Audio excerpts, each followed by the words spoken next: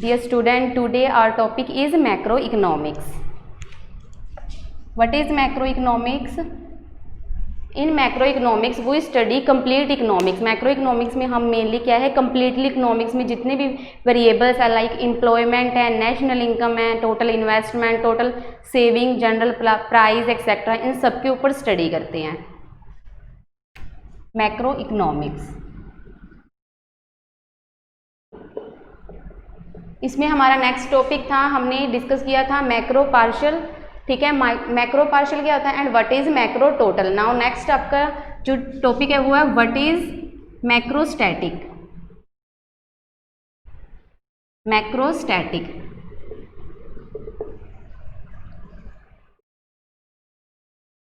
In macrostatic economic variables are constant. Macrostatic में हम क्या करते हैं कि जो इकोनॉमिक्स वेरिएबल्स हैं, एम्प्लॉयमेंट है, नेशनल इनकम है, सेविंग्स है, उन सबको हम कांस्टेंट रखते हैं। कांस्टेंट मीन्स स्टैटिक रखते हैं, जिसमें कुछ भी चेंजेस नहीं होता है। In macrostatic all economic variables are constant.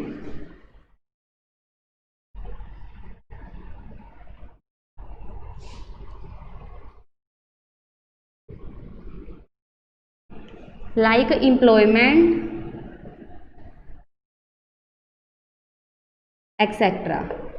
देखो व्हेन वी स्टडी इकोनॉमिक्स, जब हम मैक्रो इकोनॉमिक्स के ऊपर स्टडी कर रहे होते हैं, इकोनॉमिक वेरिएबल पे स्टडी करते हैं, तो मैक्रोस्टैटिक में क्या होता है, all economic variables are constant. Economics के जितने भी वेरिएबल्स हैं, employment, national income, saving etcetera, इन सबको हम कांस्टेंट रखते हैं, मीन्स स्टैटिक रखते हैं। फिर उसके कांस्टेंट मीन्स लाइक जैसे कि अगर हम इकोनॉमिक्स पे स्टडी कर रहे हैं, ठीक है, तो उसमें एम्प्लॉयमेंट अगर 60% है तो वो 60% ही रहेगी, ठीक है। अगर नेशनल इनकम 70% इंक्रीज हुई है तो वो उतनी ही रहेगी, ठीक है। मीन्स जब इकोनॉमिक्स वेरिएबल में कोई इंक्रीमेंट नहीं होता है, ना ही कोई डिक्रीमेंट होता है, ठीक है, कांस्टेंट ही रहती है, तो उसको हम बोलते हैं मैक्रोस्टैटिक। नेक्स्ट है macro comparative, same as micro comparative. Micro comparative में हमने किया था कि हम जो इकोनॉमिक्स वेरिएबल्स हैं, टू इकोनॉमिक्स वेरिएबल हैं, उनको हम क्या है टू मैक्रोस्टेटिक्स को क्या है कंपेयर करते हैं। टू मैक्रोस्टेटिक सिचुएशंस होती हैं, उनको कंपेयर करते हैं। In this we compare to static situation.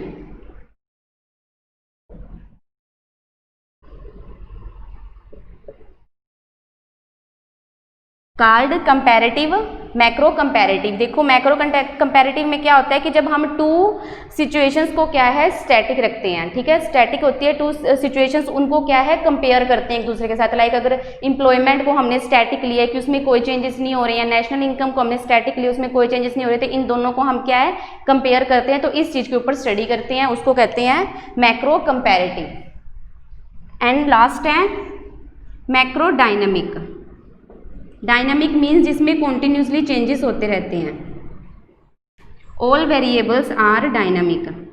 All economic variables are continuously changed.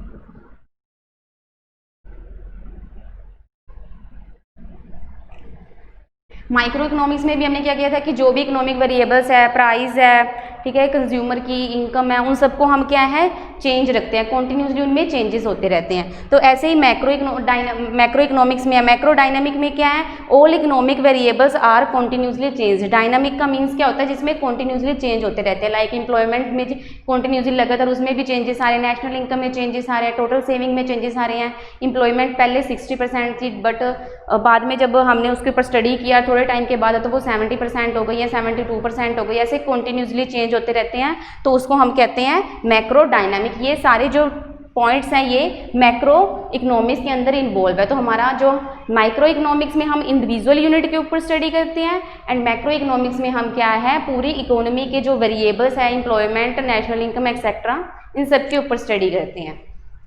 Next topic आपका difference between micro and macro economics.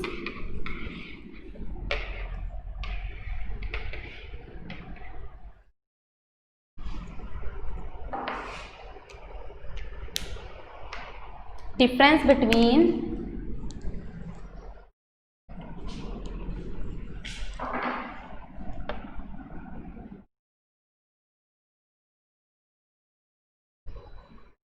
Micro and macro economics, micro and macro economics.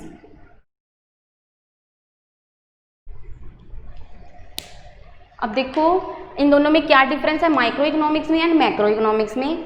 In micro economics we study individual unit. Micro economics में हम क्या करते हैं, individual unit के ऊपर study करते हैं। Individual unit like a consumer, a producer, a firm and other related groups. Means कि एक सिंगल इंडिविजुअल मीन्स एक सिंगल पर्सन के ऊपर जब हम स्टडी करते हैं तो उसको कहते हैं micro economics. And macro economics में क्या होता है कि जब हम कंप्लीट इकोनॉमिक्स पे स्टडी करते हैं, कंप्लीट इकोनॉमिक वेरिएबल्स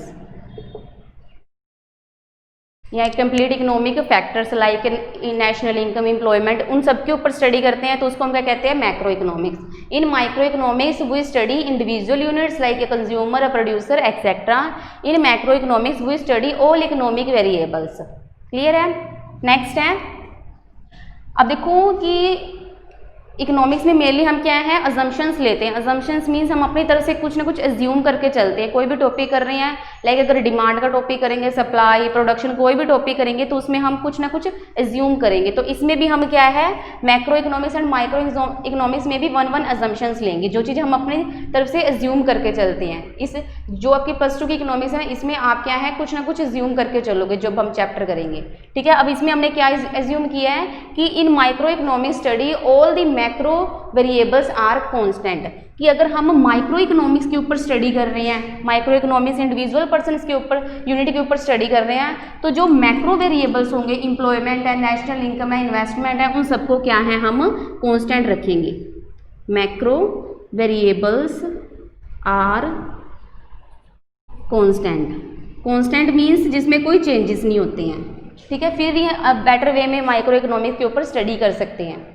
और एंड सिंपल देखो ये क्या होती है, अजम्पशंस। अजम्पशन होगी, ये हमने अपनी तरफ से एज्यूम की है कि जब हम माइक्रो इकोनॉमिक्स में स्टडी कर रहे हैं तो मैक्रो इकोनॉमिक वेरिएबल्स होगी, उन सबको कांस्टेंट रखेंगे। ठीक है। इसका ऑपोजिट हो जाएगा मैक्रो इकोनॉमिक्स में, कि when we study macro economics के ऊपर स्टडी कर रहे हैं तो जो माइक्रो इकोनॉमिक्स के जो वेरिएबल्स होते हैं उनको हम क्या है, कांस्टेंट रखेंगे। Micro economics variables are constant.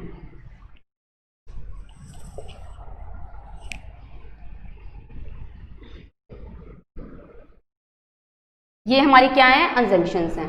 ठीक है। अब देखो जो माइक्रो इकोनॉमिक्स है वो किस बेस्ड थ्योरी है, प्राइस बेस्ड थ्योरी है। बिकॉज इसमें हम अगर कोई भी टॉपिक के ऊपर स्टडी कर रहे हैं, कंज्यूमर के ऊपर स्टडी कर रहे हैं, तो उसमें हम क्या है, प्राइस को जरूर लेके चलते हैं। ठीक है। कंज्यूमर के ऊपर स्टडी कर रहे हैं तो कंज्यूमर का मेन प्रॉफिट क्या होता है, ज़्यादा से ज़्यादा सेटिस्फैक्शन, मैक्सिमाइज सेटिस्फैक्शन करना अपनी। तो मैक्सिमाइज सेटिस्फैक्शन के लिए वो क्या है, प्राइस को जरूर, उस मैक्सिमाइज सेटिस्फैक्शन के लिए क्या है, प्राइस को जरूर ध्यान रखना पड़ता है। ठीक है। या फिर कोई फर्म अपना मैक्सिमाइज प्रॉफिट लेना चाहती है तो वो भी पहले क्या है, प्राइस को ध्यान में रखेगी। ठीक है। तो इसीलिए जो माइक्रो इकोनॉमिक्स है वो प्राइस बेस्ड थ्योरी है। जैसे मैंने आपको प्रीवियस वीडियो में थ्योरी ऑफ डिस्ट्रीब्यूशन में बताया था कि फैक्टर्स ऑफ प्रोडक्शन होते हैं, लेबर होते हैं, उनको लेबर का प्राइस क्या होगा, वेजेस होंगी। एंटरप्रेन्योरशिप का प्राइस क्या होगा कि उसको कितना प्रॉफिट मिला। ठीक है। कैपिटल अगर हम किसी से लेते हैं, बोरो करते हैं, तो उसका प्राइस क्या होगा कि उसको इंटरेस्ट मिलना। ठीक है। तो मेनली हम माइक्रो इकोनॉमिक्स में क्या है, प्राइस के ऊपर ध्यान रखकर फिर स्टडी करते हैं। तो इसीलिए इन माइक्रो इकोनॉमिक्स को क्या है, प्राइस बेस्ड थ्योरी भी कहते हैं। It is also called price based theory. ठीक है। एंड जो मैक्रो इकोनॉमिक्स है वो क्या है, income and employment based theory.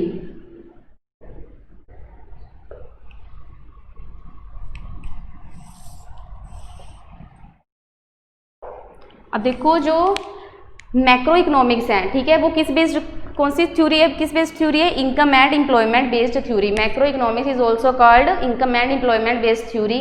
Why, because macro economics में हम income means national income, employment, savings, इन सब के ऊपर स्टडी करते हैं, तो इसीलिए इसको income and employment based theory कहते हैं। ठीक है। ये है थर्ड डिफरेंस। ठीक है। फोर्थ डिफरेंस क्या है कि जो माइक्रो इकोनॉमिक्स में प्राइस की जो टूल्स हैं वो कौन कौन से होते हैं, mainly demand and supply. Micro economics में हम क्या हैं, डिमांड एंड सप्लाई पे स्टडी करते हैं। एंड मैक्रो इकोनॉमिक्स में क्या है, हम total demand, total means aggregate demand, book में एग्रीगेट डिमांड लिखा हुआ, aggregate means total demand, total demand and total supply पे हम स्टडी करते हैं। Total demand and total supply means 1 year में आपने कितनी टोटल कंट्री में कितनी टोटल डिमांड की गई है एंड 1 ईयर में कंट्री में कितनी टोटल सप्लाई की गई है, वो सब कुछ स्टडी हम करते हैं मैक्रो इकोनॉमिक्स में। मैक्रो इकोनॉमिक्स में टोटल डिमांड और टोटल सप्लाई पे स्टडी क्यों करते हैं, बिकॉज मैक्रो इकोनॉमिक्स में हम जो भी इकोनॉमिक वेरिएबल पे स्टडी करते हैं वो क्या है, बहुत ही ब्रॉडर लेवल पे एक इलेबोरेट वे में उस पर स्टडी करते हैं। तो इसीलिए इसमें हम टोटल डिमांड को लेंगे, टोटल सप्लाई को लेंगे, ठीक है। इन माइक्रो इकोनॉमिक्स में क्या है कि हम इकोनॉमिक्स में कोई भी वेरिएबल्स पे स्टडी करते हैं, लाइक डिमांड पे करते हैं कि अगर डिमांड प्राइस इंक्रीज है तो डिमांड क्या है, कम हो जाएगी, इसके ऊपर स्टडी कर रहे हैं, ठीक है। या फिर प्राइस बढ़ने से क्या है, जो सेलर्स होते हैं वो सप्लाई ज़्यादा से ज़्यादा करते हैं, ठीक है, तो इनके ऊपर स्टडी करते हैं। But total demand and total supply पे हम स्टडी नहीं करते हैं, बिकॉज वो हम स्टडी किस में करते हैं, मैक्रो इकोनॉमिक में, क्योंकि मैक्रो इकोनॉमिक्स में क्या है, बहुत ही ब्रॉडर वे में स्टडी किया जाता है, पूरे कंप्लीट इकोनॉमिक के ऊपर स्टडी करते हैं। तो इसलिए total demand and total supply की जो स्टडी है वो मैक्रो इकोनॉमिक्स में होगी। एंड सिंपल अगर हम डिमांड सप्लाई की स्टडी कर रहे हैं कि 1 मंथ में कितनी डिमांड थी, 15 डेज पहले कितनी डिमांड थी और अब कितनी डिमांड है, ठीक है, तो उन चीज़ों के ऊपर हम स्टडी करते हैं। क्लियर है। नेक्स्ट पॉइंट है पार्शियल इक्विलिब्रियम।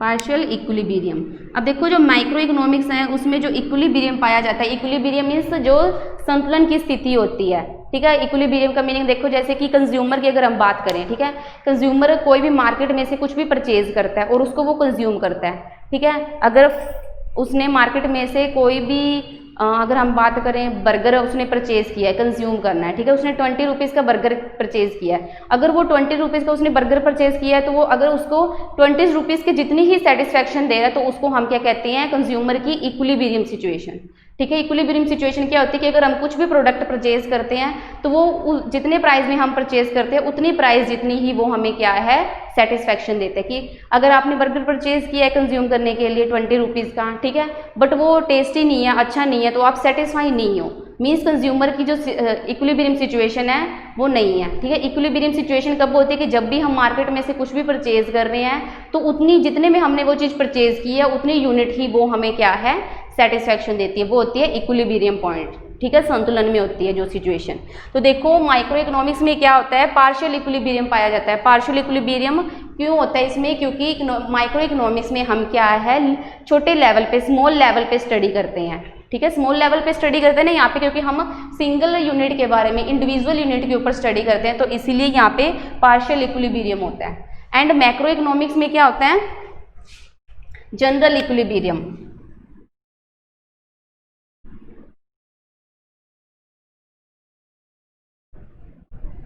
जनरल इक्विलिब्रियम, क्योंकि मैक्रो इकोनॉमिक्स में हम जो इक्विलिब्रियम है वो जनरल क्यों होता है, क्योंकि मैक्रो इकोनॉमिक्स में क्या है, हम कंप्लीट इकोनॉमिक वेरिएबल पे स्टडी करते हैं, इसीलिए जो इक्विलिब्रियम है वो जनरल होता है, ठीक है, क्योंकि उसमें थोड़े बहुत चेंजेस होते रहते हैं, जनरली होता है वो चीज़। पार्शियल इक्विलिब्रियम क्योंकि हम इसमें स्मॉल लेवल पे स्टडी करते हैं, एंड जनरल इक्विलिब्रियम क्योंकि मैक्रो इकोनॉमिक्स में हम क्या है, एक लार्ज लेवल पे स्टडी करते हैं इकोनॉमिक वेरिएबल की, तो इसीलिए जो इक्विलिब्रियम है वो जनरल टाइप का होता है।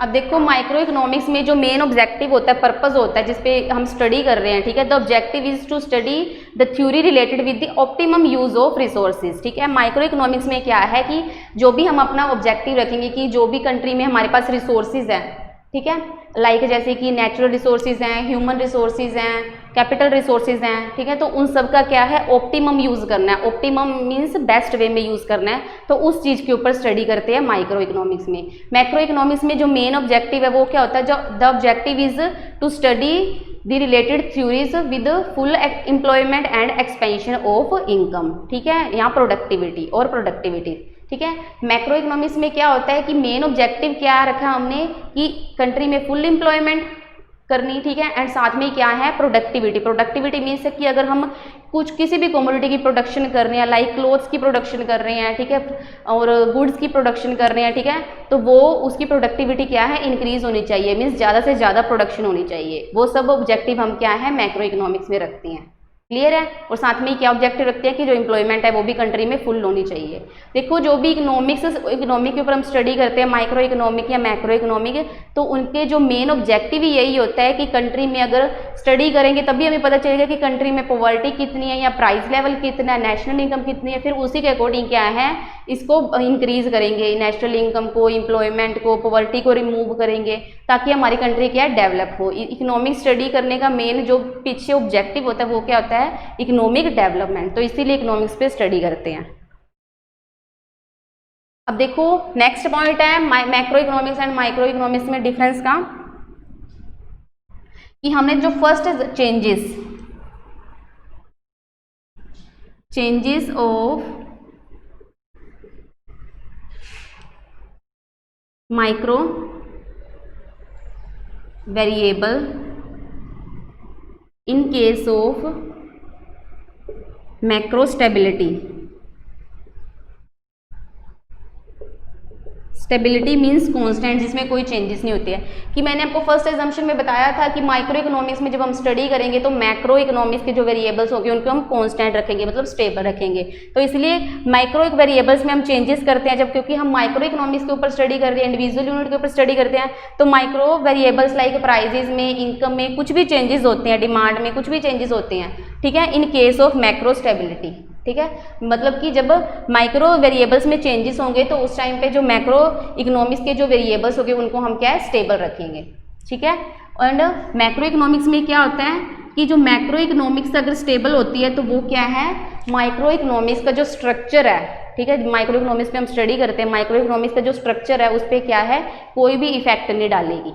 क्लियर है। देखो जो हमने अजम्पशन से ज्यूम की थी उसी बेस्ड हमने ये पॉइंट बनाया है कि अगर माइक्रो वेरिएबल में जो भी चेंजेस हो रहे हैं या स्टैटिक है, कुछ भी चेंजेस हो रहे हैं, ठीक है, वन फैक्टर चेंज हो रहा है, ठीक है, तो उन सब के ऊपर अगर हम स्टडी करते हैं तो उस टाइम पे जो माइक्रो वेरिएबल्स होंगे या मैक्रो फैक्टर्स होंगे वो सब क्या है, स्टेबल होंगे। स्टेबल मीन्स जो चेंज नहीं होते हैं, कॉन्स्टेंट होंगे। मैक्रो इकोनॉमिक्स में क्या होता है कि अगर मैक्रो वेरिएबल स्टेबल है तो वो क्या, माइक्रो इकोनॉमिक्स की जो वेरिएबल्स हैं उसका जो स्ट्रक्चर है माइक्रो इकोनॉमिक्स का उस पर कोई इफेक्ट नहीं डालेंगे। क्लियर है।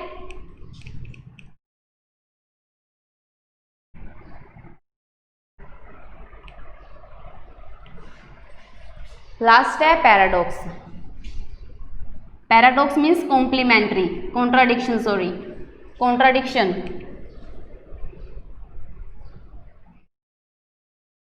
कॉन्ट्राडिक्शन मीन्स जब टू थिंग्स एक दूसरे के ऑपोजिट होती है।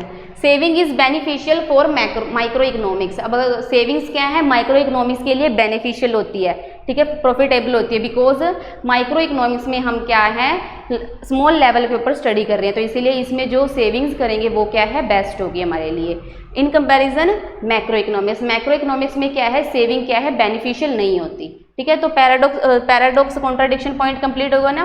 कॉन्ट्राडिक्शन या पैराडॉक्स का मीनिंग क्या होता है, जब टू सिचुएशंस क्या है, दोनों साथ टुगेदर में उनको क्या है, हम कंबाइन नहीं कर सकते हैं। ठीक है, दो सिचुएशन क्या है, अलग अलग होती है, एक दूसरे के ऑपोजिट होती है। माइक्रो इकोनॉमिक्स में क्या है, सेविंग्स बेनिफिशियल होगी बिकॉज स्मॉल लेवल पे हम स्टडी कर रहे हैं, एंड मैक्रो इकोनॉमिक्स में क्या है, जो सेविंग बेनिफिशियल नहीं होती है, ठीक है, क्योंकि उसमें हम लार्ज लेवल पे स्टडी करते हैं। ठीक है, तो एग्जैक्ट सेविंग हम वहाँ पे नहीं कर पाते हैं। ये आपके differences in micro economics and macro economics.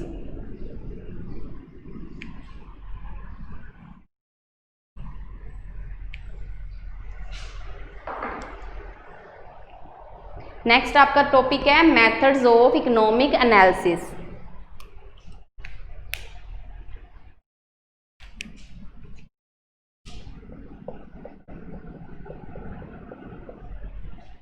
Methods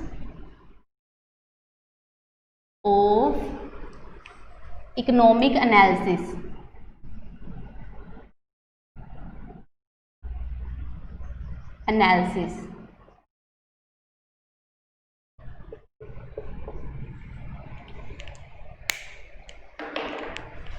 next है methods of economic analysis. Means analysis का मीनिंग क्या होता है, जब हम किसी भी टॉपिक पे इन्वेस्टिगेशन करते हैं या फिर उस पर इंक्वायरी करते हैं, मीन्स स्टडी करना ही हो गया एक तरफ से कि अब इकोनॉमिक्स एनालिसिस के, इकोनॉमिक्स के ऊपर जब हम इंक्वायरी इन्वेस्टिगेशन कुछ भी करते हैं, ठीक है, तो उसके कौन कौन से मेथड्स हैं, ठीक है।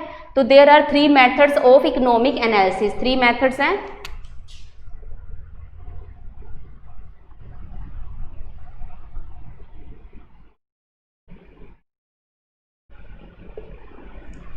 Three methods of economic analysis.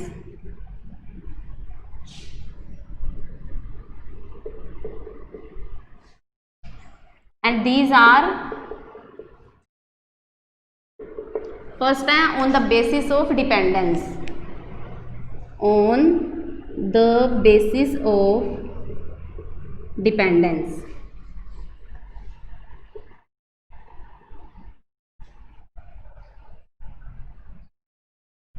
And second है on the basis of time.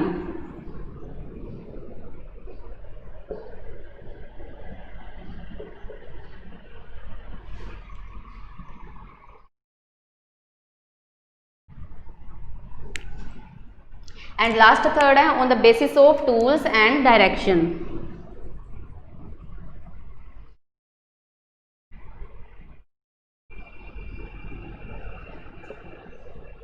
Tool and direction.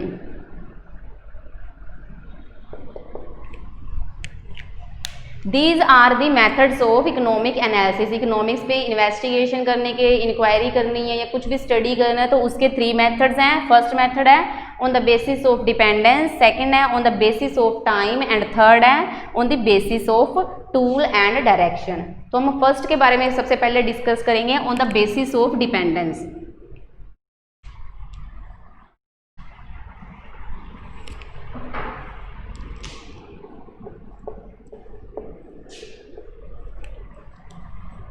When economic analysis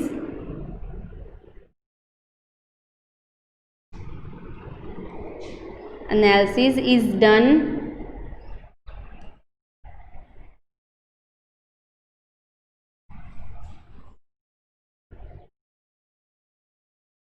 while considering a single factor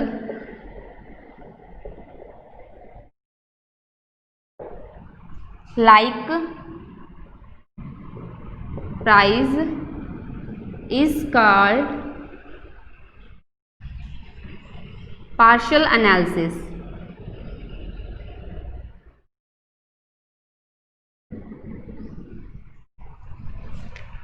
देखो on the basis of dependence first economic analysis में क्या होता है, when economic analysis economic study is done while considering a single factor like price is called partial analysis. जब देखो economic analysis, economics में हम study कर रहे हैं सिंगल फैक्टर को लेके, ठीक है, तो उसको हम क्या बोलेंगे, partial analysis. Single factor like price, ठीक है। एग्जाम्पल हम लेते हैं डिमांड, फॉर एग्जाम्पल डिमांड। देखो अगर हम डिमांड के ऊपर स्टडी कर रहे हैं, इकोनॉमिक एनालिसिस के ऊपर स्टडी करते हैं, लाइक अगर हम डिमांड के ऊपर स्टडी कर रहे हैं तो उसमें हम सिर्फ सिंगल फैक्टर को ही कंसीडर कर रहे हैं, सिंगल फैक्टर को ध्यान में रख रहे हैं, प्राइस, ठीक है, और फिर स्टडी करते हैं तो उसको बोलते हैं पार्शियल एनालिसिस। देखो अगर डिमांड, फॉर एग्जांपल डिमांड पे अगर हम स्टडी कर रहे हैं प्राइस को लेके कि प्राइस अगर इंक्रीज होगा तो डिमांड क्या है, डिक्रीज हो जाएगी, and when prices decrease demand increase, ठीक है, ऑपोजिट रिलेशन होता है प्राइस एंड डिमांड में। Price increases, when prices increases demand है वो डिक्रीज हो जाएगी आपकी, and when prices decrease demand increase will increase. Clear है। तो यहाँ पे हमने वन फैक्टर को लेके क्या है, इकोनॉमिक्स के ऊपर स्टडी कर रहे हैं, की है। इकोनॉमिक स्टडी हम किसके ऊपर कर रहे हैं, डिमांड के ऊपर अगर हम स्टडी कर रहे हैं तो इसमें हम सिंगल फैक्टर को कंसीडर कर रहे हैं, सिंगल फैक्टर को ध्यान में रखकर फिर स्टडी कर रहे हैं। सिंगल फैक्टर है प्राइस, ठीक है, मीन्स जब प्राइस इंक्रीज होगा तो डिमांड है वो कम हो जाएगी। हमने स्टडी की, हमें ये पता चला कि जब प्राइस इंक्रीज होता है तो डिमांड डिक्रीज हो जाती है, and when prices decrease demand will increase, demand क्या है, इंक्रीज हो जाएगी। क्लियर है। ये होता है पार्शियल एनालिसिस। नेक्स्ट है general analysis.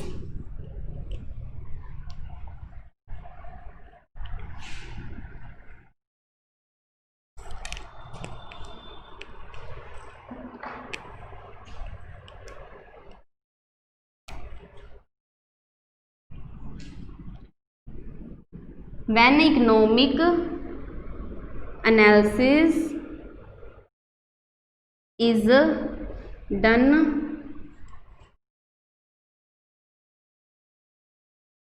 considering all factors called general analysis।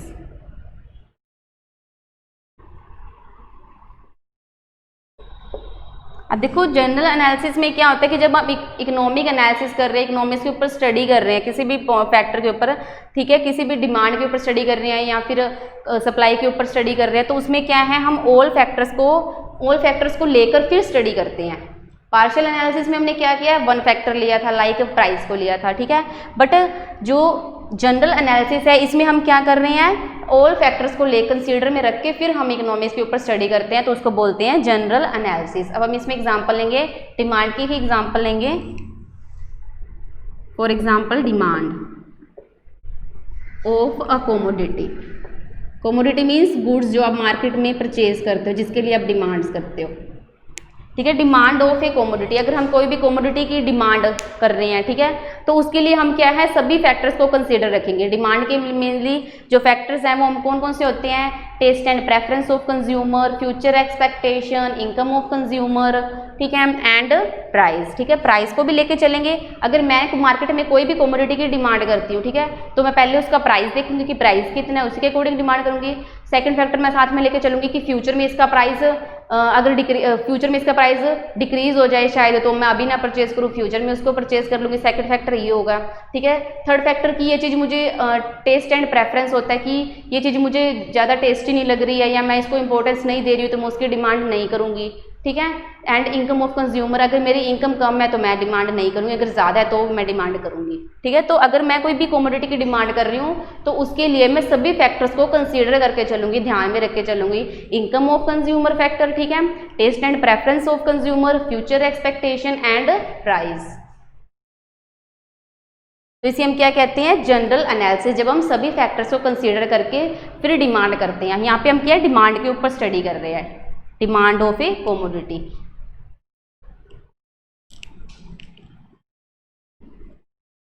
ये हमारा on the basis of dependence. First economic analysis on the basis of dependence में हमने पार्शियल एनालिसिस के ऊपर स्टडी किया, ठीक है, कि पार्शियल एनालिसिस क्या होता है, ठीक है, and what is general analysis. Next है on the basis of time.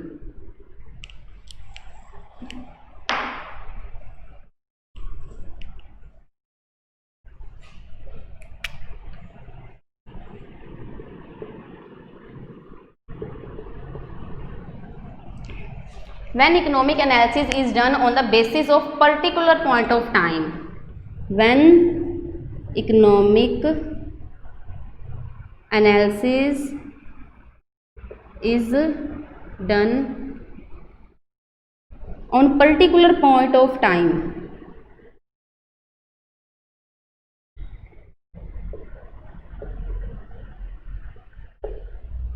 called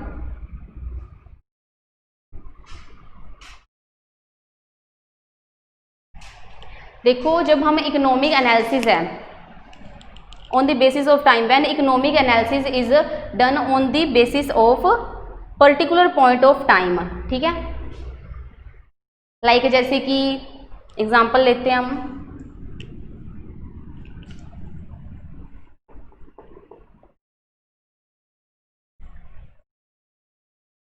particular point of time को लेकर चलते हैं तो इसको हम क्या बोलते हैं, called static analysis.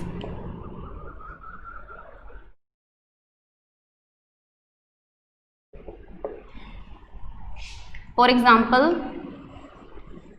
when economic analysis is done on a particular point of time called static analysis, ठीक है। एक पर्टिकुलर टाइम पीरियड को लेके जब हम स्टडी करते हैं उसके ऊपर, तो उसको क्या कहते हैं, स्टैटिक एनालिसिस। स्टैटिक मीन्स वो पर्टिकुलर टाइम लिया ना हमने जिसमें कोई चेंज नहीं हुआ है, कांस्टेंट टाइम है, ठीक है, तो इसीलिए इसको स्टैटिक एनालिसिस कहते हैं। फॉर एग्जांपल जैसे कि अब ये जो ईयर है 2020 है, ठीक है, 2020, ओके, 2020 में अगस्त का ये मंथ चल रहा है, ठीक है, 7 अगस्त है, ठीक है। 7 अगस्त 2020 में इस टाइम पे जो एम्प्लॉयमेंट की सिचुएशन हमारे कंट्री में क्या है, कितनी परसेंटेज है एम्प्लॉयमेंट, 62%, 65%, जस्ट एग्जांपल के लिए 70%, 72%, तो वो तो जब उस पर्टिकुलर पॉइंट है, ये पर्टिकुलर टाइम हमें दिया हुआ, पर्टिकुलर टाइम इस 7 अगस्त 2020, ये पर्टिकुलर टाइम है, आज का टाइम है। तो एक पर्टिकुलर टाइम के ऊपर जब हम स्टडी करते हैं तो उसको हम क्या कहते हैं, स्टैटिक एनालिसिस। अब देखो जैसे 7 अगस्त है, 7 अगस्त 2020 है, तो इसमें हम पर्टिकुलर किसके ऊपर स्टडी कर रहे हैं, एम्प्लॉयमेंट ले लो, पॉवर्टी ले लो, इन्वेस्टमेंट ले लो, कुछ भी ले लो। यहाँ पे मैं एम्प्लॉयमेंट के ऊपर अगर स्टडी कर रही हूँ तो पर्टिकुलर टाइम की मीन्स 7 अगस्त 2020 टाइम पीरियड में एम्प्लॉयमेंट कितनी है कंट्री में, एम्प्लॉयमेंट की क्या सिचुएशन है कंट्री में, 62% है, 65% है, 70 है, एक्सेट्रा कितनी है, तो उसके ऊपर जब हम स्टडी करते हैं तो उसको कहते हैं स्टैटिक एनालिसिस।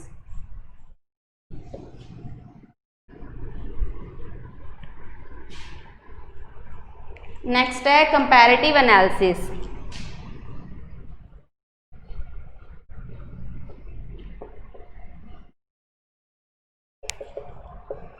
कंपैरेटिव एनालिसिस में क्या होता है कि जब हम particular point of time period को लेके चलते हैं, 2 टाइम पीरियड्स को लेके चलते हैं, 2 टाइम पीरियड्स,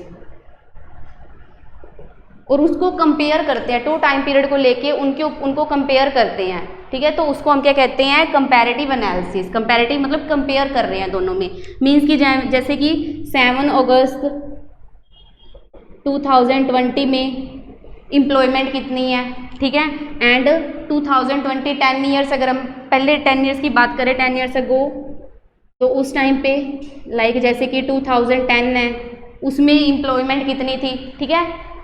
एक तो 2020 जो ईयर ये चल रहा है, ठीक है, तो उस टाइम पे एम्प्लॉयमेंट की सिचुएशन कितनी है, ठीक है, उसके बारे में हम स्टडी करते हैं, और साथ में 2010 में कितनी थी एम्प्लॉयमेंट की सिचुएशन, उसके ऊपर स्टडी करते हैं। मीन्स 20 एंड 2010 इन दोनों को हम कंपेयर कर रहे हैं, ठीक है। अगर कंपेयर करके देखें तो 2020 में जो एम्प्लॉयमेंट सिचुएशन है, ठीक है, वो ठीक है, वैसे 2010 में भी ठीक है, in comparison 2010, okay.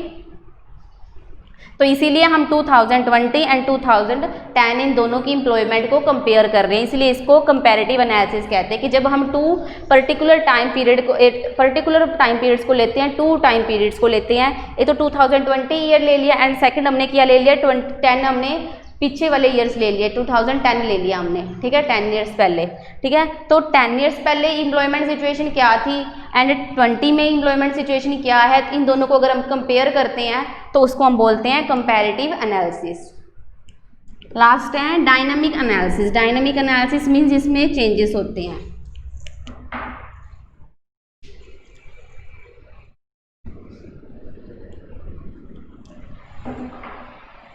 Dynamic analysis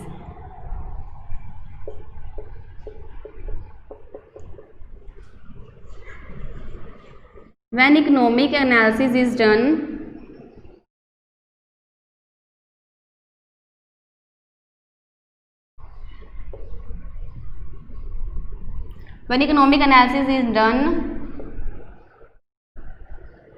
in changes of equilibrium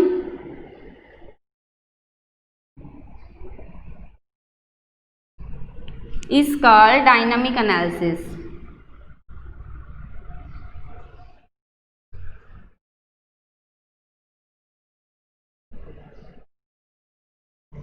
dynamic analysis में क्या होता है कि when economic analysis done in changes of equilibrium is called dynamic analysis, ठीक है। इक्विलिब्रियम सिचुएशन मैंने आपको पहले भी बताई क्या होती है कि जब आप कुछ भी परचेज करते हो, जितने में आपने जिस प्राइस में आपने उसको परचेज किया उतनी यूनिट्स अगर वो आपको सेटिस्फेक्शन दे रही है तो मीन्स कंज्यूमर इक्विलिब्रियम सिचुएशन है वो, ठीक है। बट यहाँ पे इक्विलिब्रियम सिचुएशन की जो चेंजेस उसके ऊपर हम स्टडी कर रहे हैं, ठीक है, तो उसको हम क्या बोलेंगे, डायनामिक एनालिसिस, ठीक है। फॉर एग्जाम्पल हम लेते हैं demand and supply. Demand and supply में ये प्राइस लेवल है, इस प्राइस लेवल पे, ठीक है, 10 रुपीज़ है, 20 रुपीज़ है, कितना भी अपनी अकॉर्डिंग आप ले सकते हो एग्जांपल। ये क्या होती है, demand curve, and this is supply curve, ठीक है। एंड ये क्या है, इक्विलिब्रियम पॉइंट है। इक्विलिब्रियम पॉइंट क्यों है मार्केट में, क्योंकि इस पॉइंट पे, इस प्राइस पे जो सप्लाई है वो एंड जो डिमांड है वो दोनों क्या है, इक्वल है, एक दूसरे को कट कर रही है सेंटर पॉइंट पे, जिसको हम कहते हैं इक्विलिब्रियम पॉइंट। ठीक है,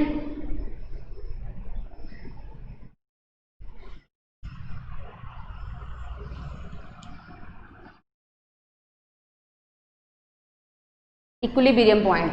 ठीक है, ये तो दोनों एक दूसरे को इस पॉइंट पे कट कर रही है, तो ये क्या है, डी डी डिमांड कर्व का इक्विलिब्रियम पॉइंट है।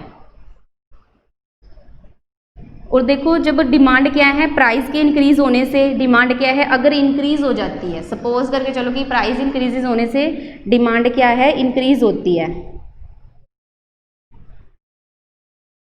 वैसे तो प्राइसेस इंक्रीज होने से डिमांड क्या डिक्रीज होती है, बट कुछ गुड्स ऐसी होती है कि अगर उनका प्राइस इंक्रीज भी हो जाए ना, जो हमारी बेसिक रिक्वायरमेंट्स होती है, अगर उनका प्राइस इंक्रीज भी हो जाए ना, तब भी हम क्या है, उनकी डिमांड करते हैं। तो इसलिए जो इक्विलिब्रियम पॉइंट ई है वो कहाँ आ जाएगा, E1 पे आ जाएगा। तो मीन्स डायनामिक एनालिसिस में क्या कर रहे हैं कि चेंजेस ऑफ इक्विलिब्रियम पे स्टडी करें, कि पहले इक्विलिब्रियम पॉइंट ये था, फिर उसके बाद इक्विलिब्रियम पॉइंट क्या है, E1 बन गया। तो इसके जो सेंटर की सिचुएशन है उसके ऊपर हम क्या है, चेंजेस कैसे आया उसके ऊपर हम स्टडी करते हैं, उसको कहते हैं डायनामिक एनालिसिस। तो ये हमारा सेकेंड मैथड भी कंप्लीट है on the basis of time. 3 types थी इसमें, dynamic analysis, static analysis and comparative analysis.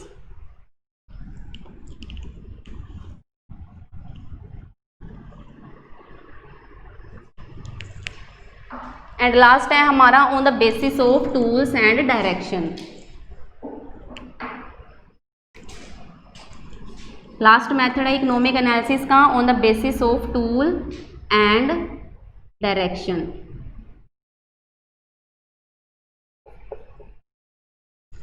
When economic analysis is done on the basis of tool and direction, ठीक है, तो इसमें on the basis of tool and direction की 2 types होती हैं। इसमें 2 मेथड्स होते हैं, deductive method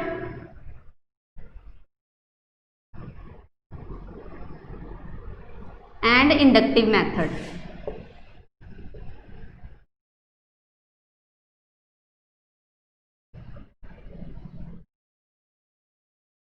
on the basis of tool and direction, ये आपके लास्ट एक मेथड है इकोनॉमिक एनालिसिस का, एंड इसके नेक्स्ट 2 टाइप्स होती हैं, deductive method and inductive method. What is deductive method and what is inductive method, इसके बारे में हम नेक्स्ट डिस्कस करेंगे। ओके, जो भी टॉपिक मैं आपको वीडियो में एक्सप्लेन कर रही हूँ वो टॉपिक्स आपने क्या है बुक में साथ साथ रीड करने हैं, ताकि आपको टॉपिक्स क्या है क्लियर हो जाए बिल्कुल। Okay, thanks.